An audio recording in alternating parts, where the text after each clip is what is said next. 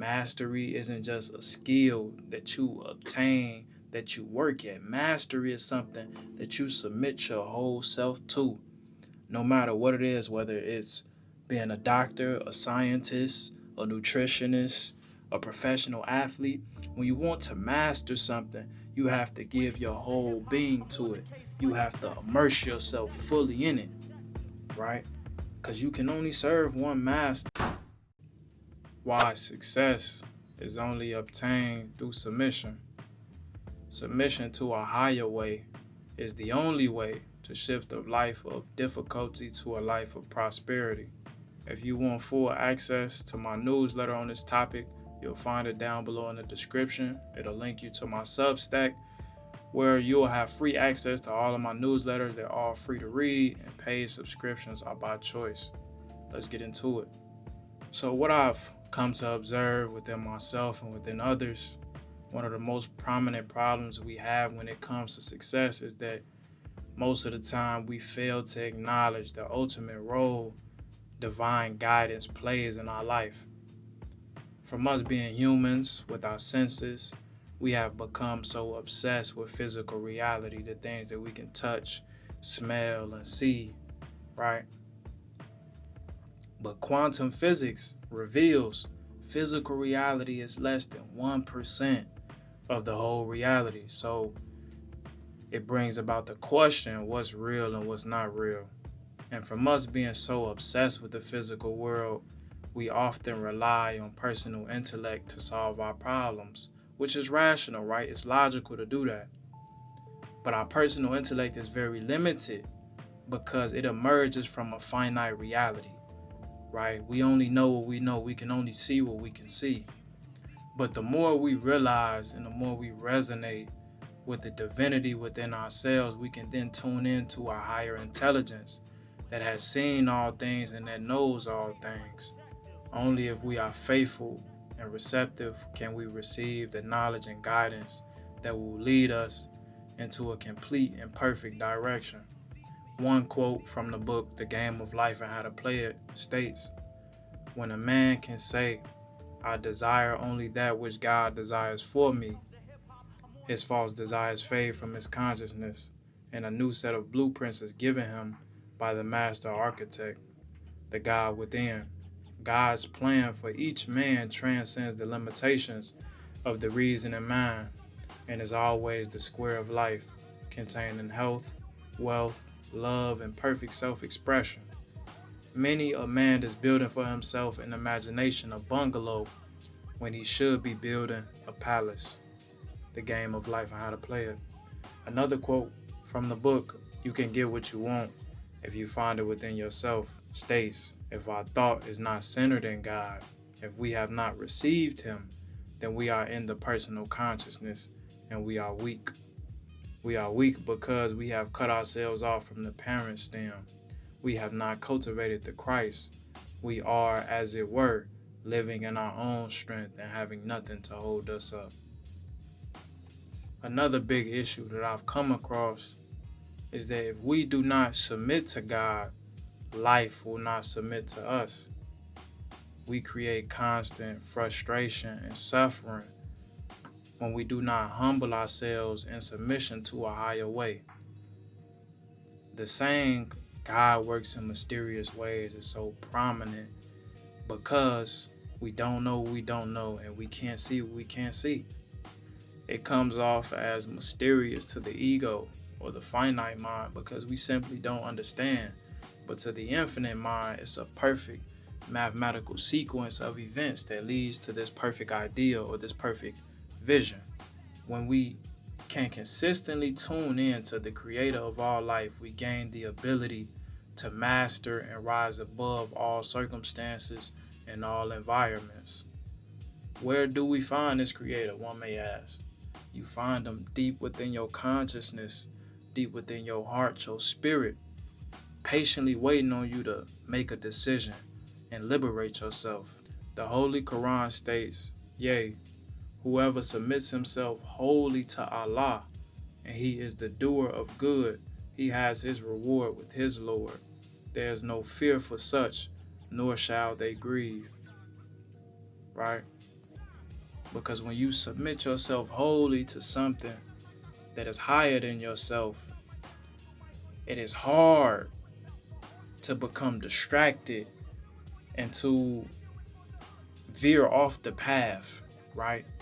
Because when you submit yourself wholly to something, there's boundaries that once you touch it, you realize, oh, I'm going out of my way. I'm going out of myself, essentially.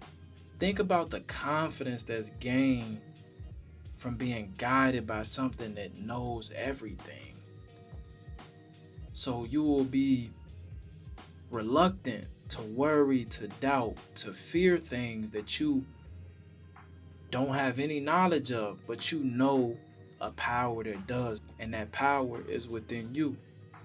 I'm sure many can relate to what I am about to say, but there have been numerous times in my own life when I thought I had something figured out from front to back, and shortly after it would backfire in my face. I thought I had the perfect business plan. I thought I had the perfect idea. I thought I had the perfect place to invest my money. And lo and behold, I began to realize I had no idea what I was doing. Personal intellect has an invisible ceiling that you will continue to encounter when you only rely on your personal wit. There's nothing wrong with personal intelligence. There's nothing wrong with thinking logical. It is only when that is all you rely on. It is the connection between the finite and the infinite is what emerges a limitless power that you can now possess and use for the greater good of yourself and for the greater good of others. One must know that we are all connected to a higher mind. We see this explained in having gut feelings, light bulb moments, and having hunches. The more we can synchronize with this impersonal divine intelligence, the closer we are to liberating ourselves from material bondage unto the perfect self-expression. In simpler terms, from a mindset of limitation to a mindset of limitlessness. Only when we become so prideful in believing that personal intellect is trustworthy by itself is when we run into nothing but frustration and fall short of the greatness God has in store for us. There's another quote from the book, You Can Get What You Want If You Find It in Yourself, which states, mastery begins in surrender. Mastery isn't just a skill that you obtain, that you work at. Mastery is something that you submit your whole self to, no matter what it is, whether it's being a doctor, a scientist, a nutritionist, a professional athlete. When you want to master something, you have to give your whole being to it. You have to immerse yourself fully in it, right? Because you can only serve one master. You can't serve two. There's no such thing as, oh, I've established these 3 good habits, but I'm going to keep these 2 bad habits, right? That's going to ruin and undermine your momentum in leading to this perfect idea or this vision that God has for you.